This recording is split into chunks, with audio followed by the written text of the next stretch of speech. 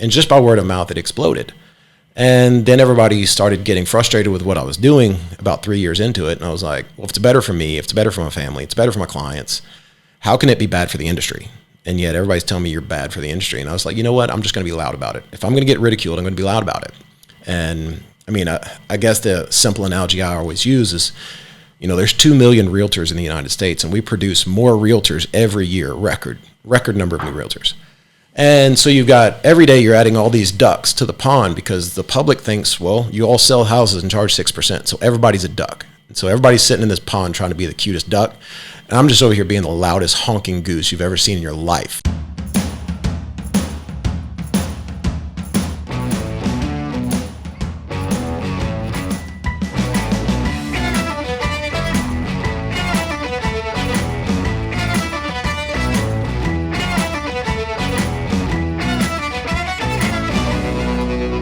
We would like to thank our title sponsor, B1 Bank. B1 Bank knows that entrepreneurs like you are always thinking one step ahead. So you need banking solutions that can keep up. It begins with lending. Does your business need working capital or financing for new equipment? How about a real estate or a construction loan? Good news, the B1 lending team is ready to learn your goals and help you find the best lending option available. Now let's talk about uncomplicating your daily cash flow. B1 offers a full array of treasury management services that let you collect funds faster, pay funds more efficiently, and access your information with powerful online tools. Most importantly, B1 understands the value of working with local nonprofits to build a stronger community. They believe in giving back through hands-on involvement with their B1 Community Outreach Program because it's simply the right thing to do. B1 Bank. Be uncomplicated. To learn more, visit b1bank.com. Equal housing lender, member FDIC. Hello, I'm Andrew McClendon, your host of the NXT Entrepreneur Podcast. We're here in the Propel Production Podcast Studio in Baton Rouge, and we welcome our guest, Grant Clayton. Grant, welcome. Thank you. Thank you for having me. Yeah, so excited to unwrap everything that we're going to talk about today because it's some cool stuff. But you're the CEO of 1% Lists. Yes. Tell us what that is. So we are basically a full-service real estate brokerage that exists to provide more value to our clients, letting them keep more of their equity. To me, it's vital that if, the public needs to keep as much of their money as they can. If you can do a higher volume and let them keep more equity, then you should. I feel like you have an obligation to your fiduciary to do that. And this is all residential? For the most part, it's residential. We do come across a lot of commercial deals, but we don't necessarily seek them as much. They just happen to find us. And so how long have you been in business now? About 6 years. 6 years. So prior to that, that's when you first got into business? No, I've been a realtor for 11 years. Okay. I founded my company 6 years ago with me and my wife. And so prior to 11 years ago, you weren't in the business, and here you are now. You have built a disruptive model, and it's working well for you. We're going to get into how you did that and where you are now, but it seems like you're meeting with a lot of success. Yeah, we were one of the fastest growing privately held brokerages in the country over the past 3 years. We've got a lot of agents that are joining and very few that are leaving. A lot of them opening up franchise locations. So, the ones that come over and do it, they love it. Yeah, that's interesting. So prior to that, how did you get in the real estate business? Because at one point you're a substitute teacher and a basketball coach, right? Yeah. So it was kind of a weird situation. I was a substitute teacher and a basketball coach. I just married my wife. She was fresh out of the military, and she was going to nursing school. And once we got married, we decided to put a little bit more space between me and my parents, as some married couples tend to do. And so my neighbor's house was actually for sale. They were transferring to Texas, and then we got a lot of pressure to hire a certain agent for our house. And their agent, I asked him, how's it work? Because I'd never sold a house. I'd only bought one. And they told me, we're paying her 5%, and this is all she's doing. And then I met this other lady, and she's like, well, I'm 6%. And I asked her, what I thought would be a normal question is like, okay, why are you more expensive? Okay. And I would expect, a very logical answer. And instead what I got was, well, you can pay me less. I'll just do less marketing. And I was like, holy cow, that's the most bold and arrogant thing that anybody's ever said to me. But, I caved to family pressure and I hired her and proceeded to have a really bad experience, which made me want to get into real estate. So, it seems to me when I think back, all those years ago, to this traditional model revolving around real estate fees. Mm-hmm. And in my mind, it was kind of cast as there's a 6% fee. Right. And there's a listing broker and agent, and there's a selling broker and agent. Mm-hmm. And the listing agent and the selling agent would get a 1.5 points, and the brokerage for the listing and the selling would get a 1.5 points. So the 6% got split 4 ways evenly. Sure. And that just seemed to be the case for so long. And then I remember there being a time, well, if you're selling a new product, that could be 5%. Mm-hmm. But those are like the only 2 numbers that I ever really remember for a long stretch of time. Now, I know that's been a while and things have gotten it's been longer than that. Since the late 1800s, dudes were running around on horses charging 6% to sell things. And now I've literally sold houses where I never even met the person. Right. And they've been thrilled. I mean, I don't think that qualifies as the same as riding across the prairie on a horse, working my butt off, trying to not get bit by a snake and die in the Civil War times. It's a little bit different now. It's a little bit easier. The world's a little bit smaller. Right. Yeah. So, but here in the last, 10 to 15 years, whatever, those models have been changing, right? Mm-hmm. And I'm not even talking about getting to the point where it's disruptive with what's going on with your firm and some of the national firms that have a low fee type model, although they're different. But it seems as if there was a period where, a super agent within a firm could get a better deal, a better split. Always. Can you talk about that? Because I don't really know that much. Sure. So basically, whenever somebody hires a realtor and if their neighbor says, oh, who did you hire to sell your house? You're not going to say, oh, I hired this company. I hired Susan Smith because she knows my neighborhood better than anybody. She sells a lot of houses in here. Who does Susan Smith work for? I really don't know, and I really don't care. And the first thing that the agent does is they take the company logo and the company name and they shrink it as small as they can. And then they make their picture and their persona as big as they can because they are the brand. And companies realize that the agent is the brand. And so when the agent is the brand, then the agent realizes I can go anywhere and I can do anything. And I don't have to stay here. So basically how commissions work is if, let's say you get a check for $1,000 and you are on a 50-50 split with your broker. You get $500, your broker gets $500. Well, if it's a 90-10, well, you get $900. The broker makes $100.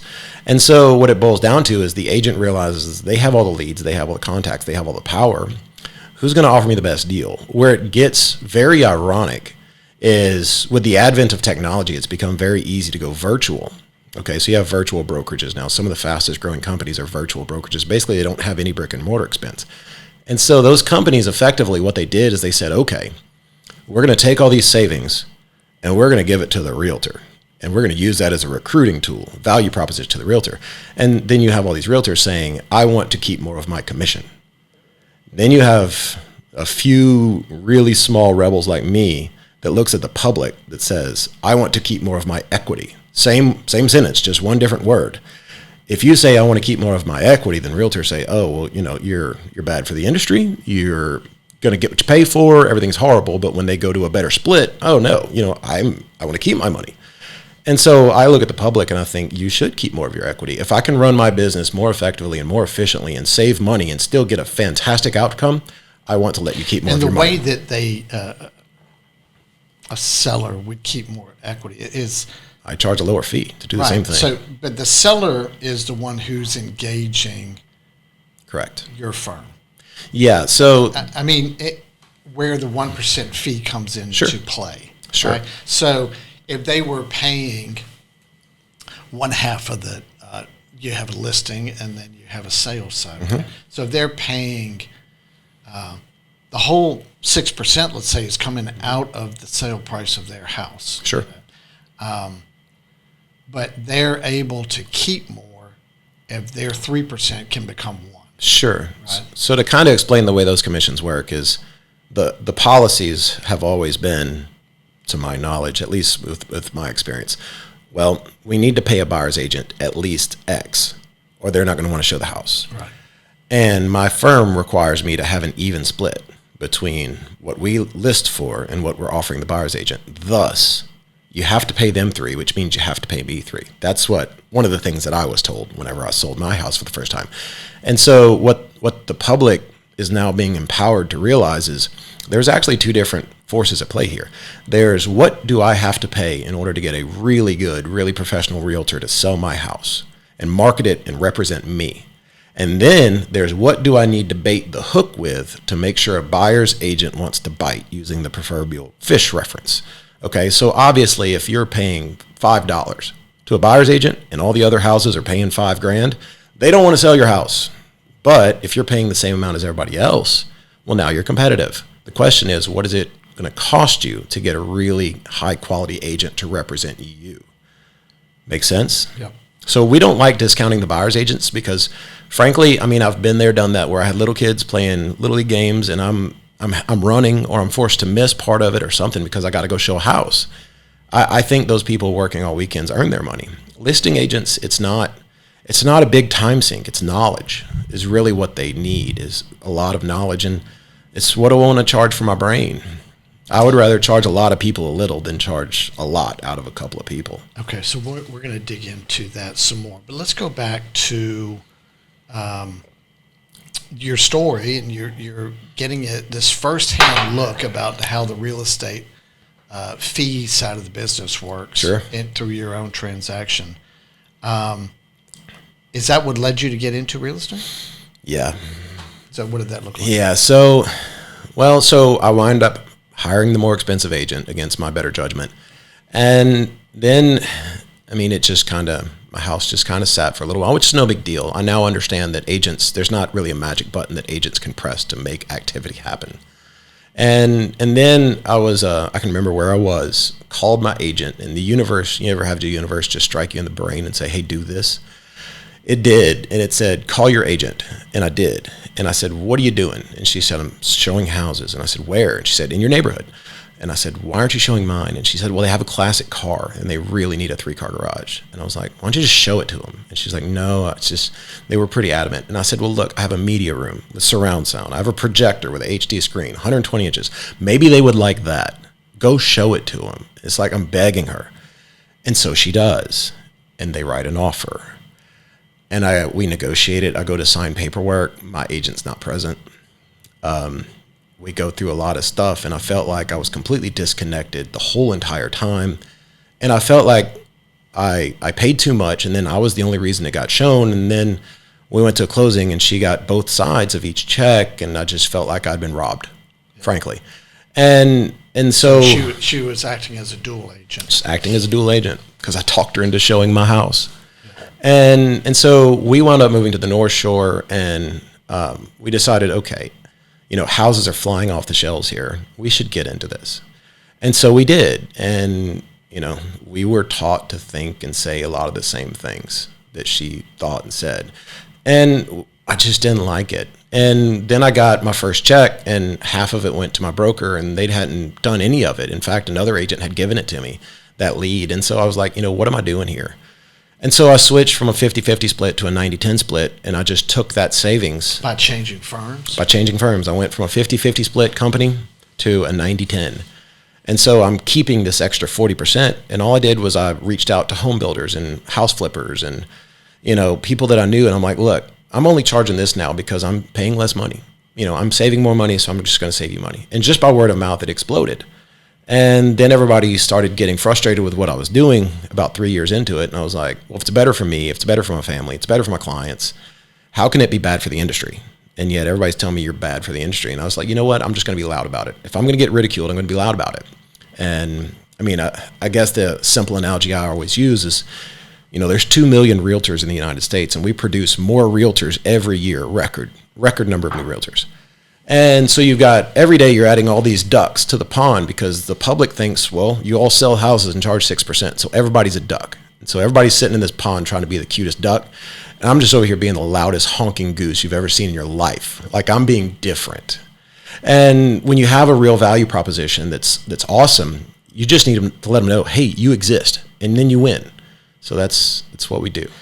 Okay, and so, but at that time you were still with that second firm, the 90-10 firm? Correct. And then you started reducing your fees to them. As soon as I joined there and got a better split, I started letting my clients keep it.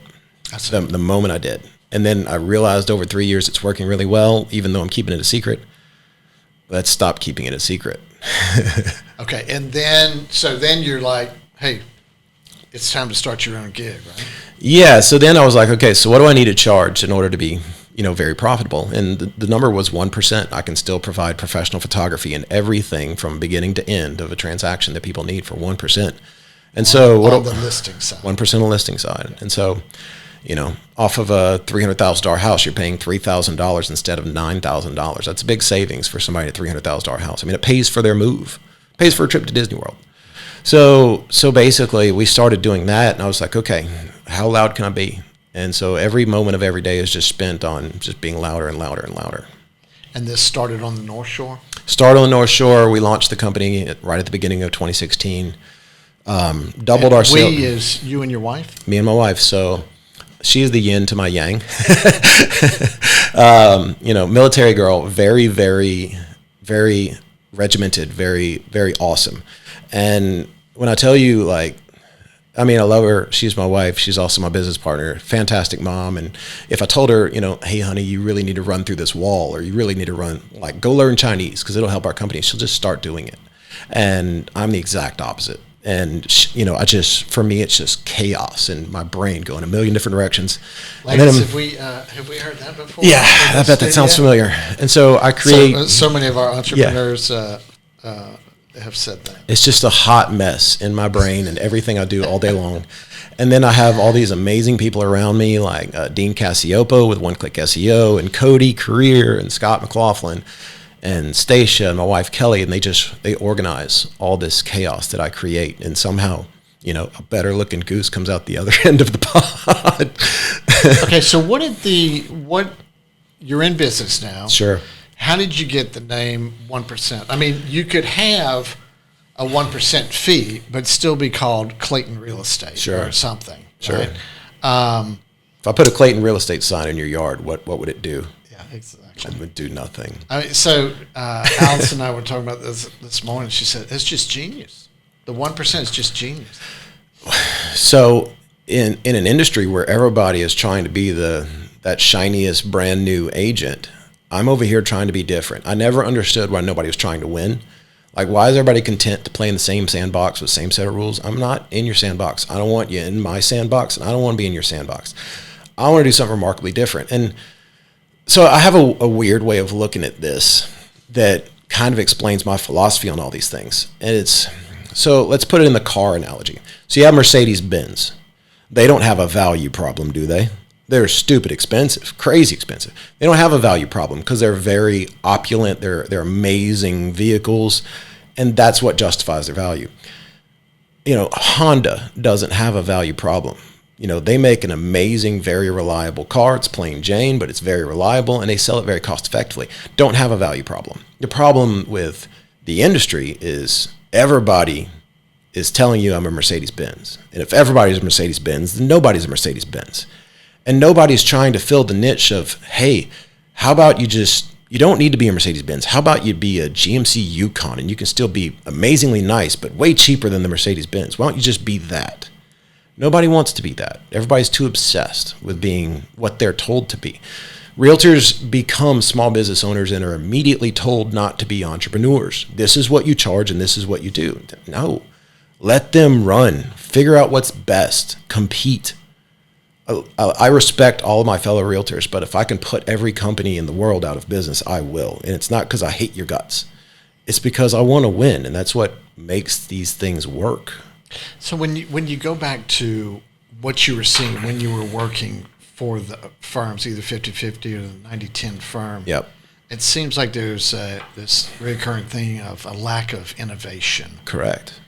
What did that look like to you? I mean, what other than the fee, were you thinking marketing styles or?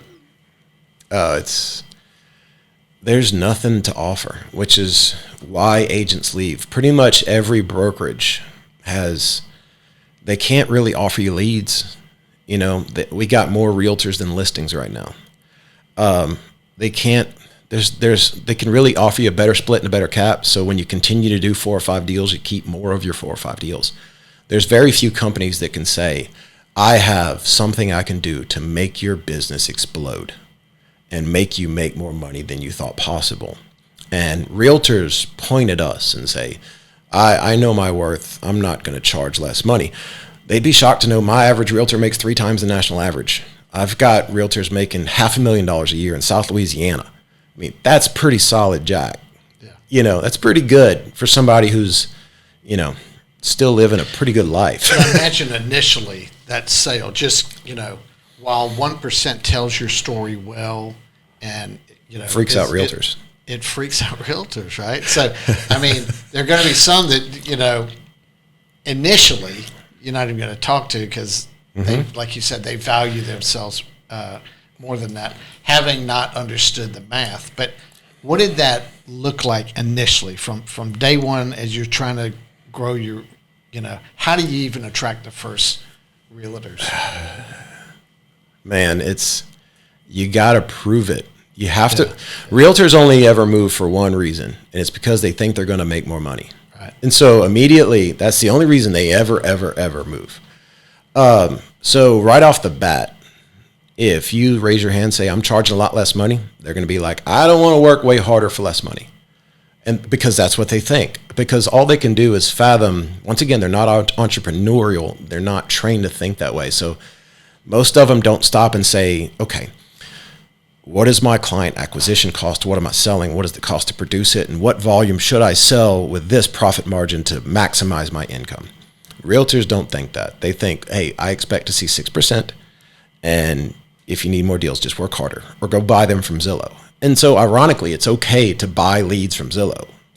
Like, realtors are okay with that. But so that's basically discounting yourself. You know, I'm raising my hand saying, I'll make less money. I'll give you 30% of this, you know, of this deal. Just give me easy leads. But when I say, hey, Joe homeowner, keep more of your equity, just tell all your friends I did a great job and saved you a bunch of money. Oh, that's horrible. It's more socially acceptable to pay Zillow than it is to save your clients money. And it's one of the many things that's upside down when it comes to real estate agents in the industry. And I mean, there's so many things changing, and it seems like technology is at the root of it. Right. At so much of it. And we're going to pick up that on the other side of this break, and as we get into a word from our sponsor. One of our sponsors, MBD Maintenance, is excited to announce that after 25 years, they're rebranding their company name to Pivotal. It's the same ownership, same staff, same location. Just a new name that better represents the services that they provide their clients across the Southeast United States. Pivotal does commercial building construction and renovation. They do tenant improvement work in retail and office facilities. They do installation of dock doors in distribution centers, storm and fire damage repair, and catastrophe recovery for national disasters. The team at Pivotal is simply the best.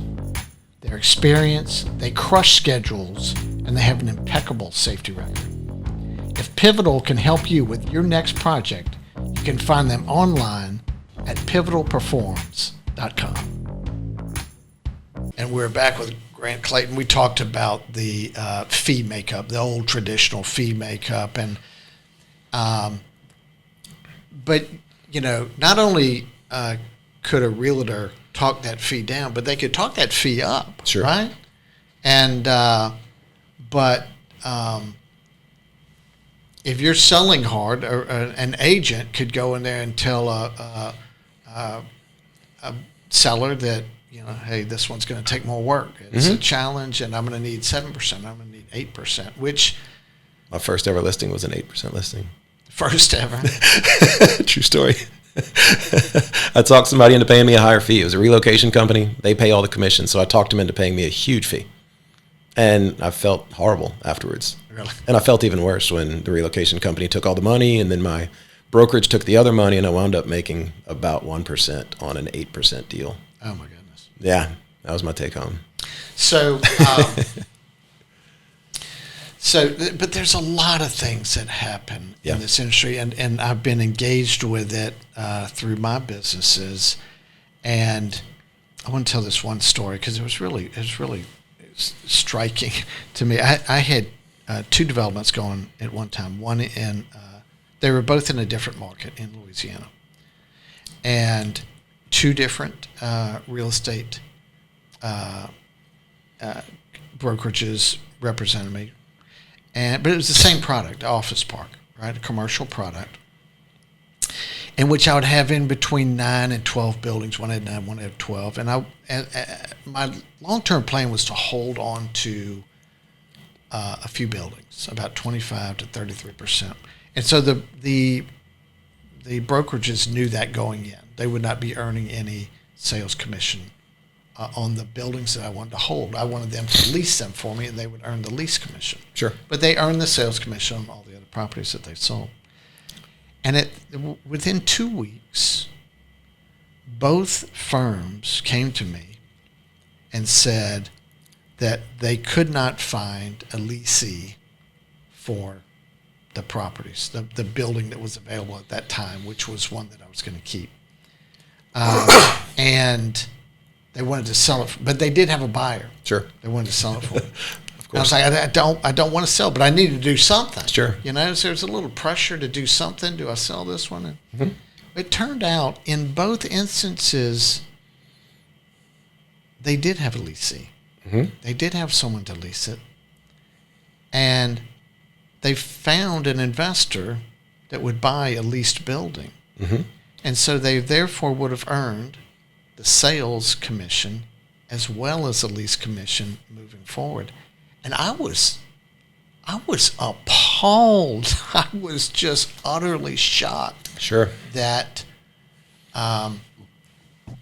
anyone could do that to my business model, And in fact, I was so appalled that I started my own real estate brokerage. Good for you. Yeah, which, was right before the Great Recession. Good timing. It didn't last terribly long. But that's how shocked I was. So I have a theory as to why that happens. And so if you ask anybody who works a job, or any entrepreneur, or anybody, like, tell me about how you value your career from a financial standpoint. And most of them will say something to the effect of, I look at the amount of money that I make every year, and I look at what I have to do to make that money, and then I decide whether I like what I'm doing. It's like an annualized, what am I making? What am I spending? How much do I love my job? And so where's the value scale on that for me? Realtors, unfortunately, will value themselves on what they make per deal. I have had countless realtors across the country tell me they know their worth. They would never do what I do. And this sounds awful and cocky, and I don't mean it to be. And so I just say, do you want to know my worth by charging less money? Do you want to know what I'm worth? Okay. Do you want to know like a tiny fraction of my company is worth? Okay. And I'm like, the reason that it's worth that is because I don't gauge my value as to what I can earn per deal. I gauge it based off of how much money I can make over a long period of time, how big I can make my pipeline, how big can I make my company be. That's how I value my worth. And I would argue most employees think about things the same way. Okay, you're paying me $50,000 a year to, do this really cool, fun job. Okay, great. You're paying me $20,000 a year to be a trash collector. Maybe you don't like it so much. Okay, but they don't ever say, I'm going to value myself based off of how much I'm getting paid to dump this trash can. It's what do I make a year? And That's why things like that happen to you, because they're not valuing your relationship long term. They're not saying, hey, let me take care of this guy and let me get him what he wants. Let me make him super happy. And then just like, hey, keep in touch with him, buy him a coffee or a beer and just keep in touch and see how much money we can make together over the next 20 years. It's how much can I make today? Right. Which is very short-sighted. So you're thinking of it from the perspective of a business person, an entrepreneur, versus a model of someone thinking of it as an income and an employee. It's scarcity versus abundance. If you think you have one deal coming, then you need to maximize that deal. If you're focused on getting 100 deals, then losing one doesn't scare you, but also what you make per is not as important. Yeah. Does that make sense? Yeah. Okay, so you've talked about when you look at an agent, they'll spend an inordinate amount of time trying to find leads. Yep. And a much smaller percentage of the time closing deals. Yep. In the traditional model, your model is to flip that. Correct. Talk to us about that. So, realtors. So, I guess to go back to that old analogy, there's 2 million realtors, and the public perceives us all to basically be doing the same thing. And so, when that's the case, that requires you to either work really, really, really hard, like just cold calling your family and your friends and begging for business. I say begging, asking for business. All those things. You're either doing that nonstop, or companies like Zillow and Realtor.com and OpCity, what they do is they sell buyer leads. So, give me $400 and I'll connect you on the phone to somebody, and you need to convert them. And if you don't, you just lost $400. But agents do that. They sign up for that. Okay. And which is all. In other words, they don't pay Zillow when they close. They pay them for the lead. They pay them for a phone call. Oh, my goodness. Oh, yeah. That's how Zillow's rich. Zillow's not rich flipping houses. They prove that they can go broke flipping houses, but they can get very rich selling buyer leads. Okay. And so basically agents sign up for that type of stuff. They'll pay 30 or 40% referral fees if you just give them a deal to close. And so that's what realtors fall into. They fall into that trap of, I've got to work harder and harder and harder because there's nothing I can do to differentiate myself. And so, therein lies the problem. That's why when you don't have a value proposition, you better work your butt off, or you better spend a lot of money. When you do, you got to convince them, hey, I exist. Convincing them, hey, I exist is a lot easier than convincing you love me.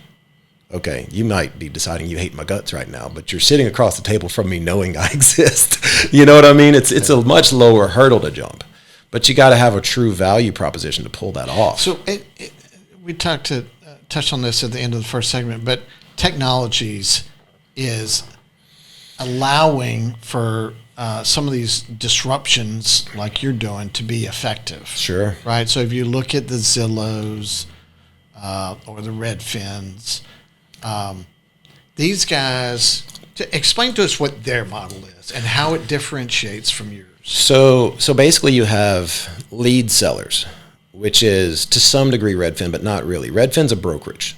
So Redfin actually has agents that that actually do deals. Zillow is a brokerage in some markets, but their main business is ranking number 1 across Google for anything you search for that's real estate related. And then people wind up on their site and they're shopping for houses. And if they click speak to an agent, then an agent gets connected on the phone, and there goes anywhere from $200 to $2,000, depending on your market, probably across the country. And that agent had better convert them. And if they don't, they just lost all that money. So that's the Zillow model.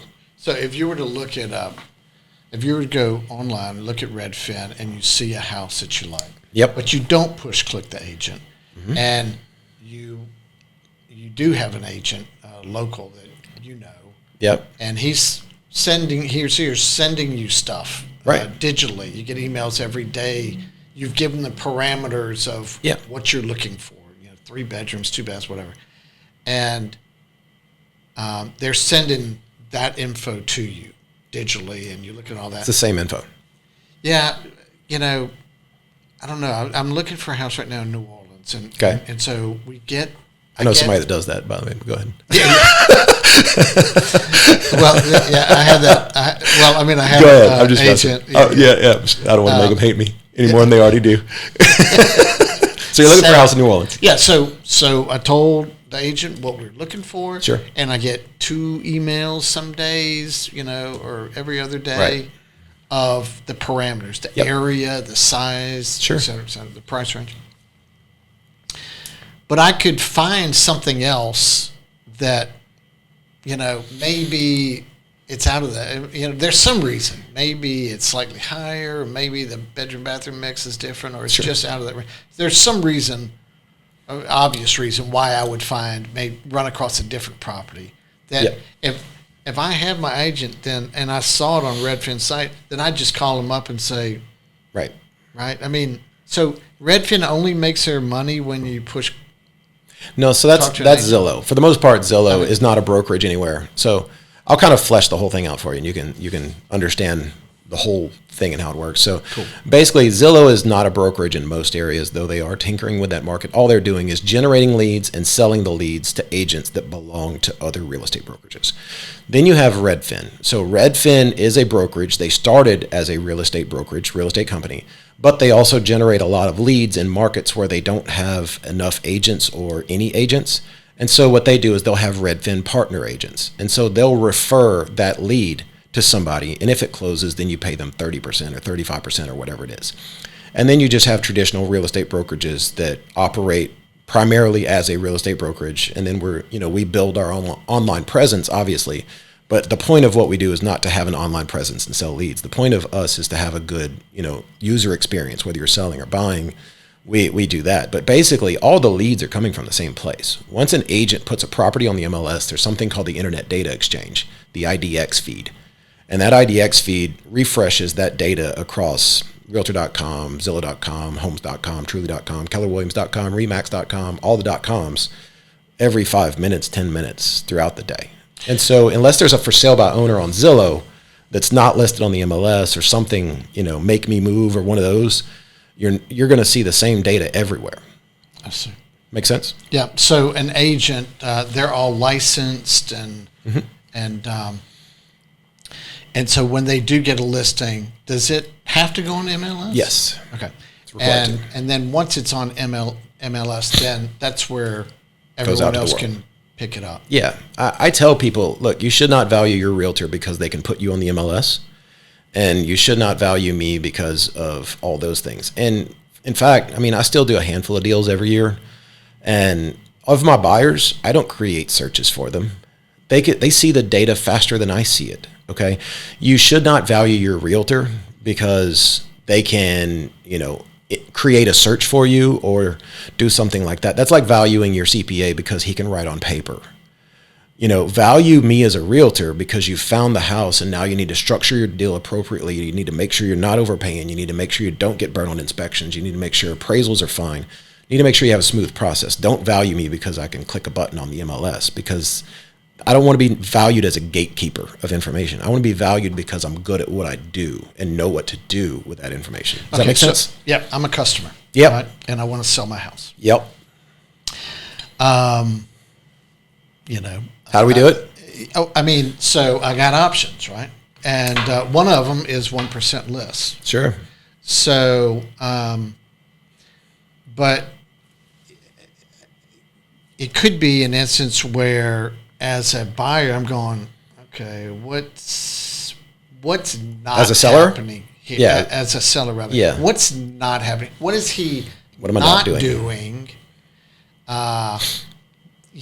Yes, he'll earn less a fee, but because he's maybe not doing something, and therefore maybe my house is not going to get as much reach. So how do you address that? So I'll just make you the pitch to list your house, okay?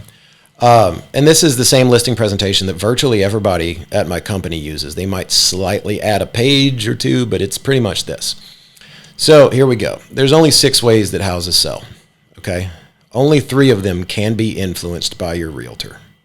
Okay, first thing, going through the sales process that any realtor is going to do is put a sign in the ground. Statistically, that gives you a 7% chance of creating a sale, meaning a neighbor sees it or somebody driving down the street. Make sense? Would you agree that all signs basically say for sale on them? Right. Okay, you can write it on a cardboard box and it says for sale. Next thing that we're going to do is put it on the MLS. The MLS accounts for 33% of where sales originate, which means that realtors only find a house for their client 1 out of 3 times when you stop and think about it. Okay? All realtors have equal access to the MLS. I get no preferential treatment, nor does anybody else. That's 33% of all sales. Once it goes on the MLS, the Internet Data Exchange picks it up and puts it on Zillow.com, Realtor.com, every real estate brokerage.com that you can imagine. That's 44% of all sales, and that happens automatically, and I can't influence that. That's on top of the 33? That's on top of the 33. So you put all those things together, and you've got 84% of all sales that I've accomplished by putting a sign on the ground and by entering it on the MLS, and I haven't even done anything. And I can't influence it. I could work my butt off, and I can't make it go to 85. It's 84. Now we get to the 3 things that realtors can influence. Number 1 is social media marketing. Okay? How big is your social network? If an agent's doing more deals, they got a bigger network. I don't care how you argue it, it's true. Agents can be good at marketing things on Instagram and Facebook, or they can be bad.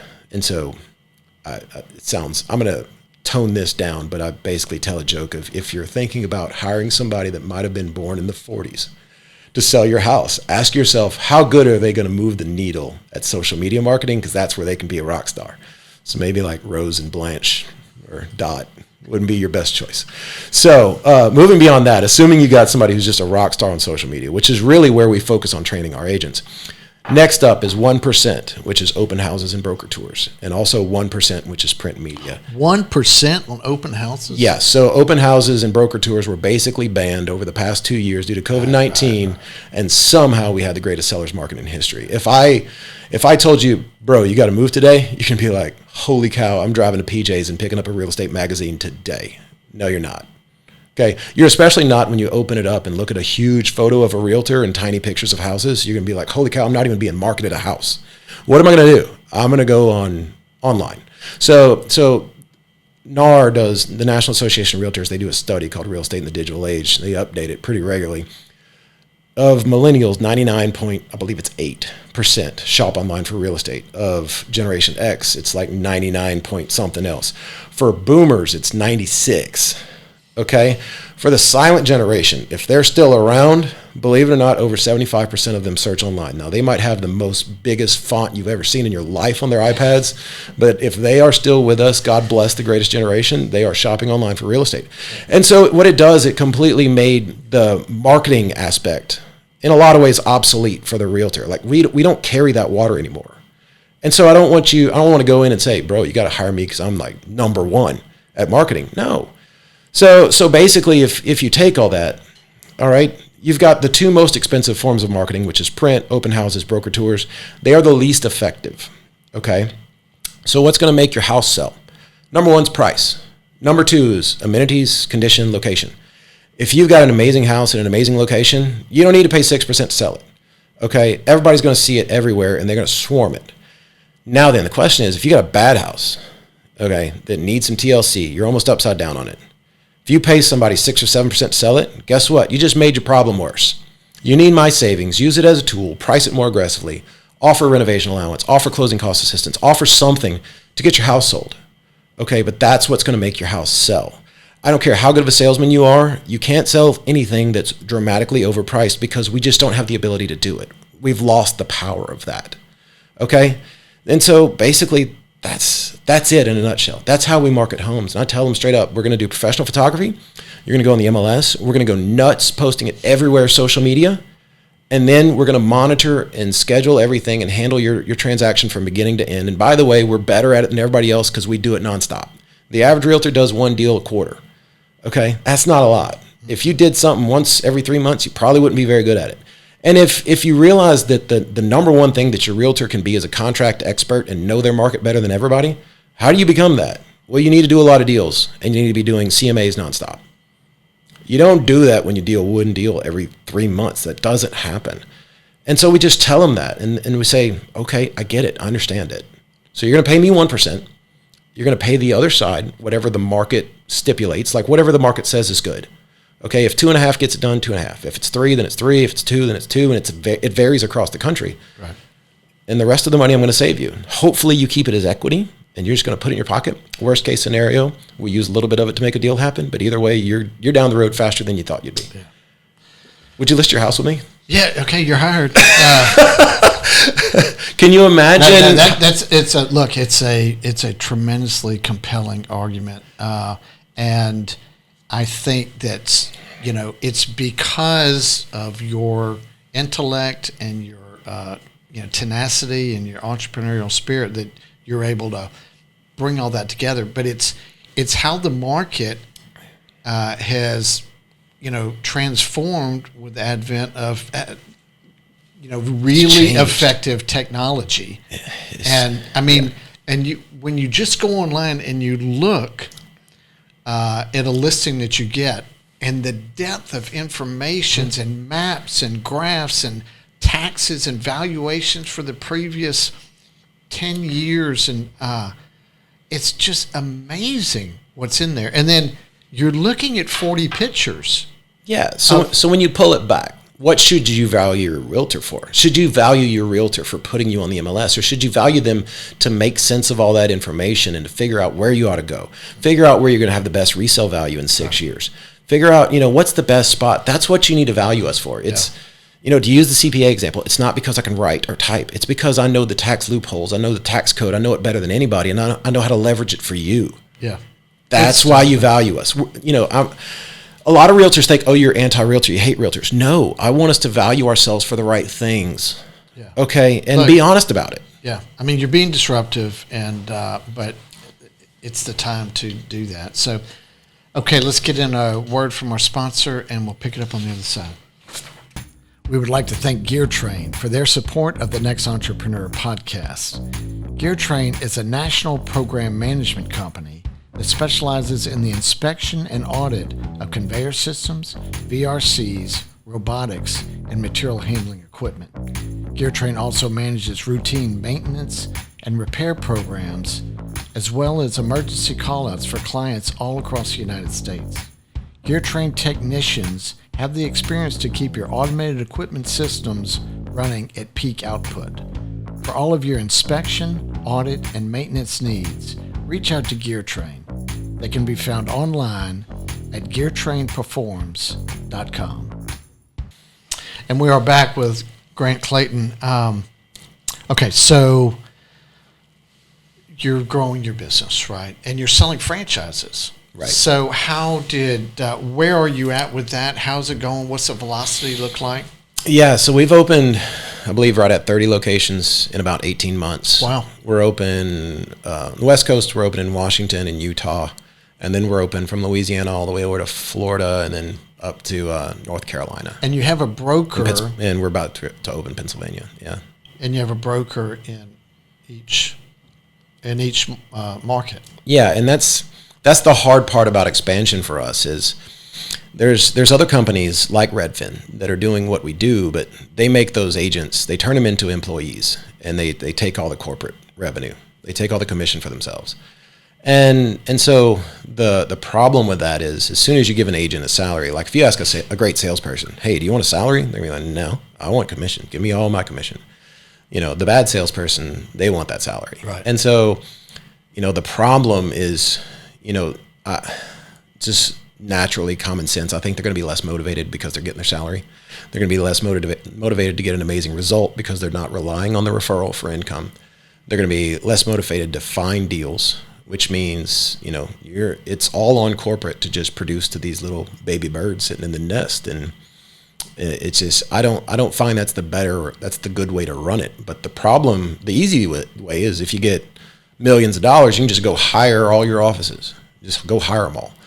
The hardest part is convincing the traditional agents that are focused on customer service that you need to do it this way. That's the hard thing. And that's what I have to do. And are your offices, are they sticks and bricks, or is it virtual? Some of them are sticks and bricks, some of them virtual. Okay. So most of them are virtual. Yeah. And what percentage of your deals are you on both sides of the transaction?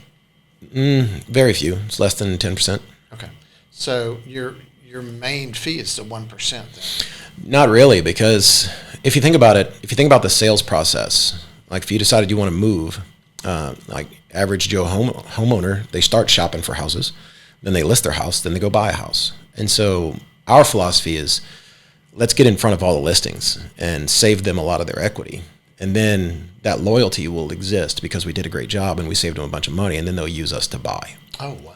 So basically, we don't make 1%. We make 1% on all of our listings because that's our goal, is to save you all of your equity. But when it comes time to be a buyer's agent, I might make 2, I might make 3, I might get 3 plus bonus. I don't know. But really, it's saving the listing side as much money as we can, and then using that relationship to have loyalty long term. I didn't think about that. That's right. There's two revenue streams there. So when you look at the corporate structure, it's a franchise. Sure. And so, is there just one corporate office and all the other franchises? One corporate office, and then I sell them in random weird ways. I just hired a fella in Pittsburgh who helps me sell them. But for a long time, how I sold them is I'd go on some of the private realtor Facebook groups and just kind of be a thorn in everybody's side, and then I'd go in there and I'd give away listings that I generate, and so you can imagine, for your typical realtor, they would say stuff like, because this model is kind of getting a presence around the country. There's some people doing what we do. I would argue they don't do it as well, but they're doing it. And so they say, well, my client says, they want me to take 1% or 2%. They want me to discount. Then you have all these people saying, no, don't do it, it's awful. And then you have me saying, I do it and I make more money than all you guys. I don't really say that, but I do it, look how successful I am. Yeah. I do it, and look what I've grown into. And then I'll go in there and there's 5 agents asking, how do you get listings? And I'm in there giving away listings in areas I've never heard of. And then these agents will reach out to me through my cell phone or through Facebook Messenger and say, hey, I want that listing. And I'm like, first of all, I'll refer it to you, but you got to promise you're going to charge them pretty close to what we do. And second of all, have you ever stopped to ask yourself how a random dude outside New Orleans is generating listings in your market and you can't figure out how to generate them for yourself? Okay, and if you put aside all your moral misgivings about that, do you want to look at the business opportunities there? Because if you don't, that's fine. Somebody will. I would love to show you how you can make more money and have a better work-life balance doing it this way. Because I believe burnout doesn't happen when you do what you love. But most agents don't spend all day doing what they love. Yeah. So your phones are ringing? Yeah. We got a $2.5 million one last week in Orange County, California. Someplace called La Capistrano something or other. I don't know. I knew it was worth $2.5 million, and my phone exploded with people that wanted it. Most of the people that hate my guts, and it's like, I'll take this one though, asshole. That's amazing. I hope I can curse a little bit. So your presence in the local market, how are you measuring that? Just market share. Yeah. What is your market share? The North Shore, it's about 15%, with about 40 agents out of about 2,000. Okay, so 2,000 agents in the market. Yeah. You have 40? Yeah, about 40. And so when you look at the 30 franchises, how many agents do you think there are across the board? We got about 180 right now, something like that. And it took us 6 years to get to where we were at the home office, but we were 3 or 4 years lost in the desert figuring out how to market it right. A lot of our other offices are just, we just started franchising. So they're at that discovery phase where nobody knows what they do. Yep. And, I have to kind of push them a little bit and be like, hey, you signed up to be different. Go be different, be loud about it, and don't be ashamed. Yeah. That's your job, is to be different. Don't forget that. So you've been growing rapidly throughout the years, and you were recognized by Inc. 5000, listed as number 441 of all businesses in 2021 with a 3-year revenue growth of 1,114%. Yeah. So that's pretty staggering. That's just that's our home office. That's not the company though. It's just the office. Where you have traction and you've been building it, but franchise side's growing like 7 times that right now. Oh, maybe 8. It's growing pretty quick. Oh my goodness. So I wanted to talk to you about this market. Because when I say this market, I'm talking about the residential real estate market across the country. Sure. But so many places that you may visit, it's people are paying over asking, houses My home is in Austin. There's stories of houses that get 90 offers on them, and it's how much. It's crazy. So your thoughts on that? I mean, what's your take on what's going on in the real estate market for that to be so common? I mean, it almost seems like wherever I've heard stories about, it's those of over asking. What's your take on that? What's driving that? I mean, I think it's going to slow down. I think we're kind of reaching the peak right now. I mean, it's when you have a record number of new people working from home, okay, because that's what really, if you look at COVID, what did it do? It basically forced all these companies to go virtual that didn't want to go virtual. And now they're like, hey, this is kind of nice. We don't have to provide so much coffee and donuts. They can stay home and eat their own coffee and donuts. And so now that they've figured that out, now more and more people are like, well, if I'm going to work from home, I don't really love where I live. Now I don't have to live in San Francisco. I can move to Arkansas and live like a king with this money. And so you're getting a lot of that. And needing additional space for a home office or whatever. Yeah. So even if they stayed local, their space needs may have changed. And so, I mean, this is what happens when you have record low inventory, a record number of people that now have permission to move, and incredibly low interest rates. And it's people saying, you know what, I'm going to overpay for this house, but somebody's going to overpay for mine, and I really don't care because my interest rate's going to be 2.5. But now it's 5. And so now people are starting to say, that's a lot. Now what we're seeing is an even less inventory, because even though prices are still continuing to rise, somebody's going to say, well, I'm going to sell it and I'm going to make a killing selling it. Then I'm going to move to a smaller house that's also overpriced, but my note is going to be the same because my interest rate has doubled. It's gone from 2.5 to 5. And so they're just getting hesitant about doing anything. Yeah, that's a lot of stuff. And so I think that's the rubber band kind of reaching its end, and then it's going to pop. Now then, once we hit, so right now we're in what's called a seller's market. Seller has all the power. Once we switch to a buyer's market, I mean, the question is, what does my company do? Let me ask you. I gave you your pitch to sell your house.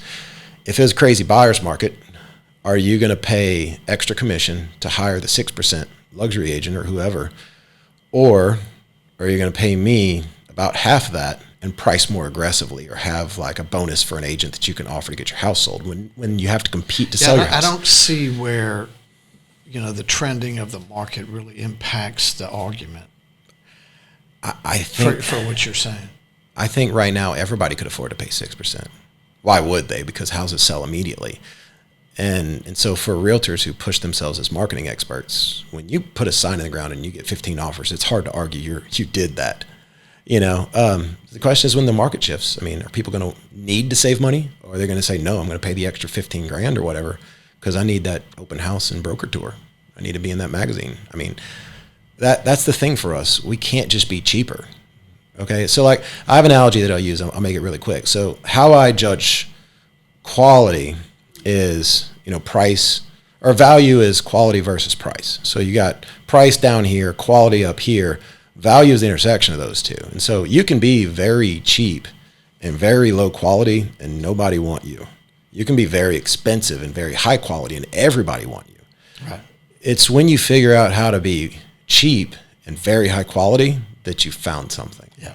And so that's what we have to be. We can't just be cheaper. There's people cheaper than me in my market, but they're not me. Yeah. In my people. They're not really good.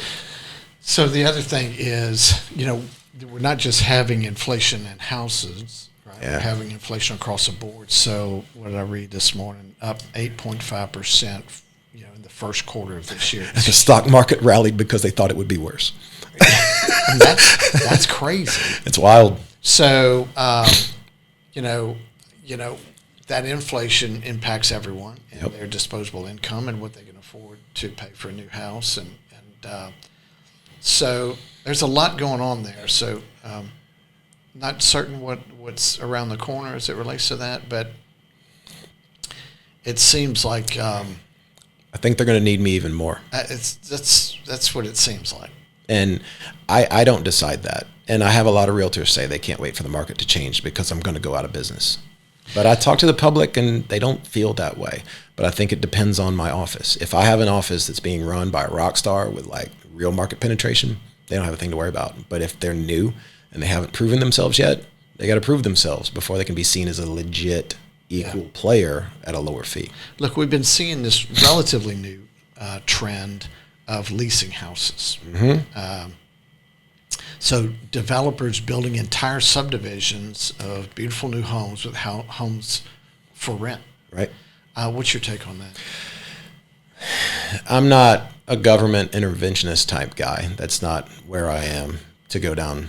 That's as close as I get to talking politics. But I think it's really hard for the average American who's now paying twice as much for gas, twice as much for milk, twice as much for everything. And now they got to somehow compete with, a major Fortune 500 company on buying a house. And I think it feels so unfair. It just does. I hate it. I don't like it. I think affordable housing is key. I mean, with my company, the more I focused on saving people money, the better I've done. The more I've focused on let them have more money, the more I focus on letting them keep money and do better financially, the better I seem to do financially. Yeah. It's hard for me with that sort of mindset to look at, my firefighter or police officer or teacher client compete with some major financial firm on a 2,000 square foot house and lose over and over again. Like, that sucks. Yeah. I hate it. Look, when you think about what you do for your work every day, like, what is the thing that you think is the thing either that you do best or that's most important? I mean, are you just this extreme marketer? Not just, I don't mean, but I don't blame you. Yeah, but I mean, is that like the most important thing, or is it? I mean, I don't know. Because you're good at that, for sure. Yeah, thank you. I appreciate it. I mean, look, I think for me, it started with like, okay, so you've seen the TV infomercial of the lady sitting down on the white couch to eat her spaghetti with a glass of red wine and it spills. I think for me, that's how it started. I had a horrible experience with somebody who charged me a ton of money for that horrible experience. And it's like, that's the problem. It's like Netflix solved the late fee Blockbuster problem. No, I'm not saying I'm Netflix. I hope to one day. So for me, that's where it started. And as long as that's where your heart lies, it'll bring you down the right road. I think I'm a much better marketer. I'm a much better sales pitch guy than I am a realtor. But I'm a great realtor, but it's not because I just have some gift. It's because I did it a bunch. Because everybody thought I was an idiot, so I had to do it a bunch until other people decided they wanted to join this crazy company. I think for most of it just, your priorities shift. I'm sure yours did as well. Like for me, it started out, no joke. I talked to my guy, Dean, with One Click SEO. And when I created the company, I was like, look, I just want to have leads chase me so I can coach Little League, teams. And I want to play golf on weekends and hang out with my family. And that's how it started. And somehow it went from there to growing like crazy and giving agents a better life of, hey, I don't mind doing more deals. I just don't want to cold call people all day and grovel. Okay. So then it turned into, okay, how can I help more agents do that? And then it turned into, okay, how can we package that up and sell it across the country? And then it turned into, okay, now how can I train and recruit agents? Like I'm in the weeds training agents every day. That's what I do. Yeah. I train agents and I sell franchises. That's it. And so I think it's just like, I don't know if you picked up on this. I don't feel like I work. Like I would do this for free. Yeah. I just love it. But I love saving people money. I love having them be happy. And I love agents have a better life. But I sense you could do that in any of a number of different industries. I don't know. You happen to be in real estate. But I mean, your analytical mind is finding out what's broken about this. What can I do to change it? As the whole, technology thing, as we keep mentioning, has impacted the market. But I suspect that you would be effective in a number of different industries. I don't know. I mean, I'd like to think you're right. I'm just a weird guy. I barely graduated high school. Yeah, you're an entrepreneur. Okay. I barely graduated high school. I spent all my college book money on beer. I would literally, I showed up today in t-shirt and, it's how I roll. And that's how I rolled the college class. And I made it through. I didn't do well. I wasn't at the top of my class, but it's mainly because I love to debate. I love to argue. I love conflict. Now look, I'll hug you and buy you a beer, but like, I love the clash and the conflict of ideas. And out of that, pretty amazing things happen. But generally it comes from a need. It's like, hey, the public wants this. And why isn't anybody trying to give it to them? Yeah. And then as long as you focus on what makes them happy, then you wind up being more happy yourself. Final question. Sure. What do you see as a vision? What do you see for 1% list 5 years out or 10 years out? We're going to open a ton of offices.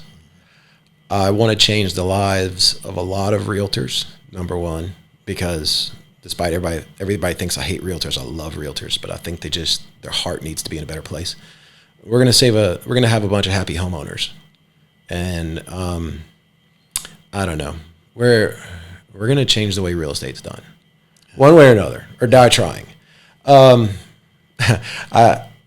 tell you this quick story. My wife is my rock. She's the reason why I am where I am. She dealt with a lot. Starting out, she just had to deal with me, but she was watching me kill myself, build the company. And there wasn't a lot that she could do because she's the yin to my yang. And then agents started to join, and she was their broker, and she was supposed to make money from working all that. But I took every penny she made and I spent it. We lived off my income as a realtor while I spent all of my wife's income breaking it and fixing it and breaking it and fixing it. And I kept going. And it was strife. It was hard. It was tough, but it was awesome. And now we look back and like, we'll just kind of look at each other like across the kitchen while we're making the kids breakfast or something. We're like, hey, you feel like we're like there? And she's like, yeah. She's like, it feels good. I'm like, yeah, it feels good. And we went through hell to get there, but it was awesome. And so, I've got a bunch of amazingly talented people that are very determined to accomplish things. And I think we're all going to accomplish them together. It's just, we're just having fun, man. What a fantastic story. Your passion just rings true in everything that you're doing. It's just a treat to talk to you. Thanks, Grant. man. So thanks for coming in. Thank you for having me, dude. I love meeting new people and talking about what I do and hearing about them. And yeah. I'm going to buy you a beer and a sushi roll after this. Yeah, we're going to have a sake or something. You got to talk about me too much. You got a tiger by the tail here, man. So best of luck with everything. Thank you. Thank you for having me. I appreciate it. Have a great day. Thanks. Man, the energy of Grant Clayton is just unbelievable. He is so passionate about what he's doing. I'm convinced that he could bring that passion and his analytical skills to whatever business he got in. Real estate's his business, and he's reinvented it, this disruptive force that is really catching on. So he's just growing like crazy. 30 franchises in 12 states in 18 months is just really impressive. And he's got a lot of steam ahead of him. He's very passionate about saving his customers money, but also empowering his agents to do well. And so I know he's going to have tremendous success moving forward. We appreciate Grant coming in and sharing his stories with us, and we appreciate you guys watching, and we'll catch you next time. We would like to thank our title sponsor, B1 Bank. They can be found online at b1bank.com. The Next Entrepreneur is produced by Propel Productions. You can find more information at propelyourstory.com. Don't forget to subscribe to the Next Entrepreneur Podcast and hit the bell for notifications. You can also follow us on social media. The links are in the description below.